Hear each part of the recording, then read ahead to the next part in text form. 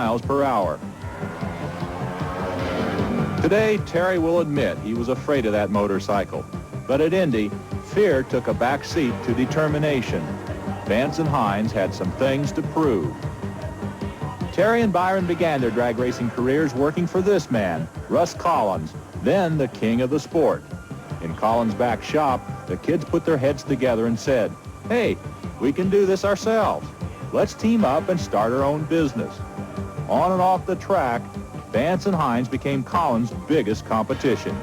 And in the Indy semifinals, Terry lined up against Collins' awesome triple-engine Sorcerer, the most outrageous drag racing motorcycle ever built.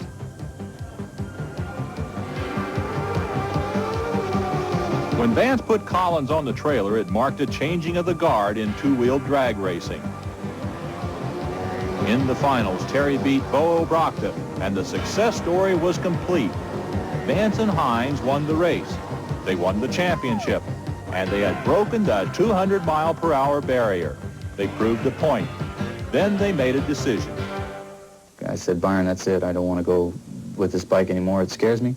And that 203 miles an hour and a quarter on a motorcycle is fast. And I just didn't want to deal with that anymore." Risk is a part of the racing game. It takes a special kind of courage for a racer to admit his fears. But in his career crisis, Terry had Byron's unquestioning support. "No problem." He said, "No problem at all. We parked it and sold it, and that was that." For the next 7 years, Vance and Hines focused on the pro stock class and made it the premier division of motorcycle drag racing. Then, in the spring of '87, Terry's worst fears were realized.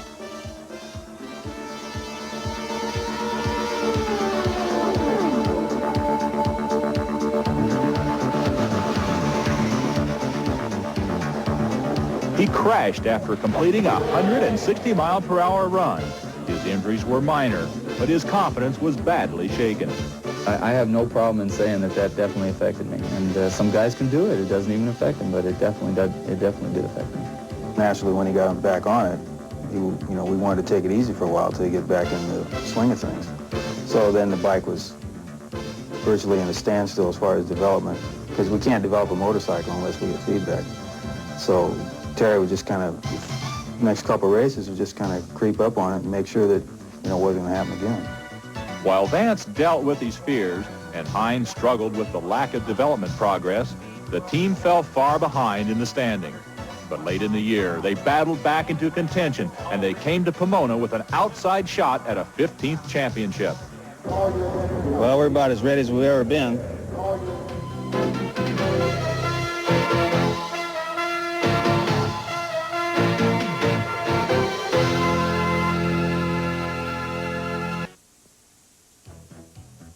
Pay a visit to the premier shop in motorcycle drag racing, Vance and Hines Racing, and you'll see only two obvious symbols of success. Racing hero Terry Vance drives a Mercedes. Hidden hero Byron Hines pilots a Porsche. Neither one of us are the diamond rings, all that kind of jewelry kind of guys. We basically are kind of basic guys, like you say. We're kids that grew up in the business, and now we're adults, and we have our own families to look out for, and we'd like to provide for them as well as we can. When I was a kid, my dad was a real car freak.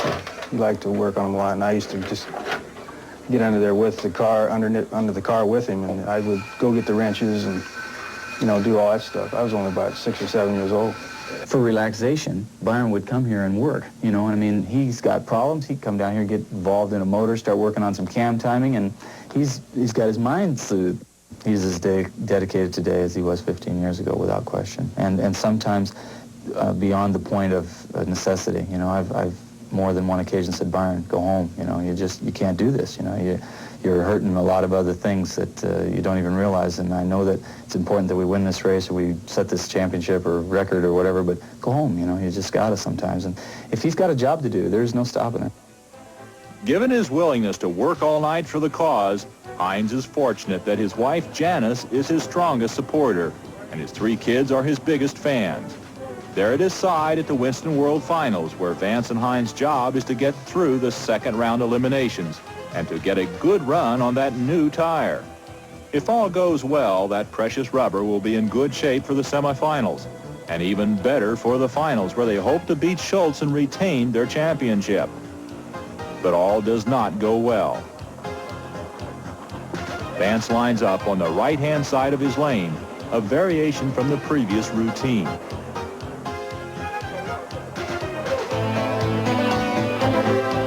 Hines questions the change in his mind, but elects not to intervene.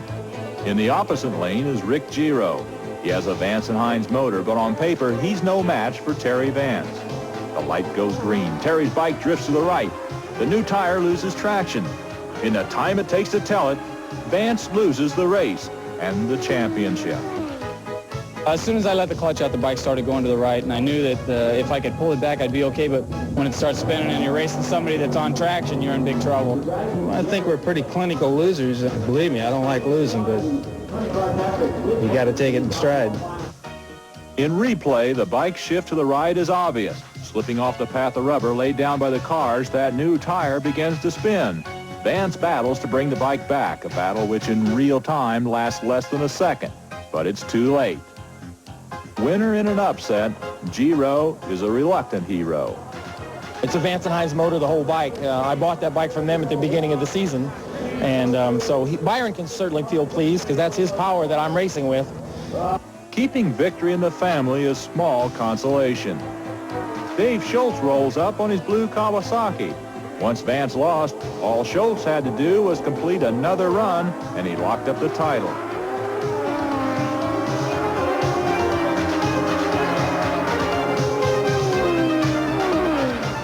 Byron Hines, who built the title-winning motor, is the first to congratulate the new champ.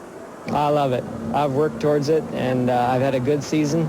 And I owe a lot of it to Byron Hines. That last pass, I just said high mile an hour of the meet, 164.86. And that part of it is Byron Hines.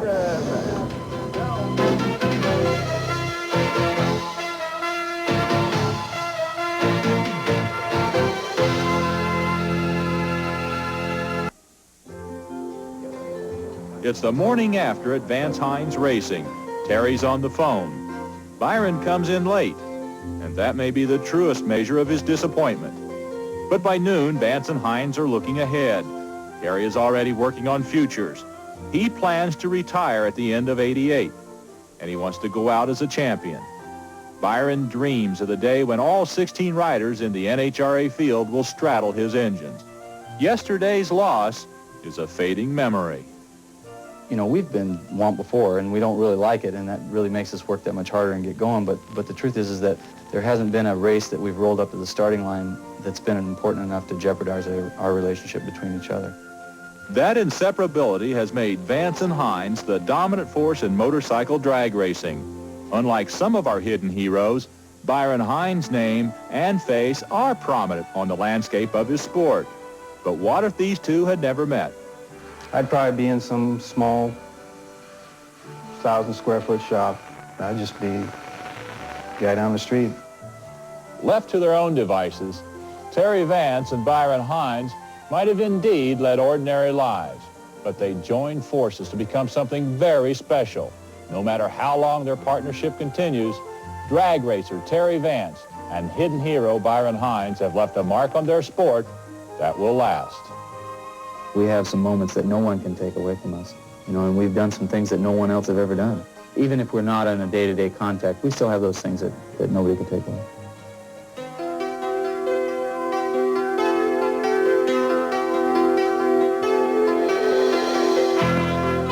This episode of Hidden Heroes has been brought to you by Fram Oil and Air Filters, Bendix Brakes, and Autolite Spark Plugs and Wiring Cable, which are all quality products of Allied Signal.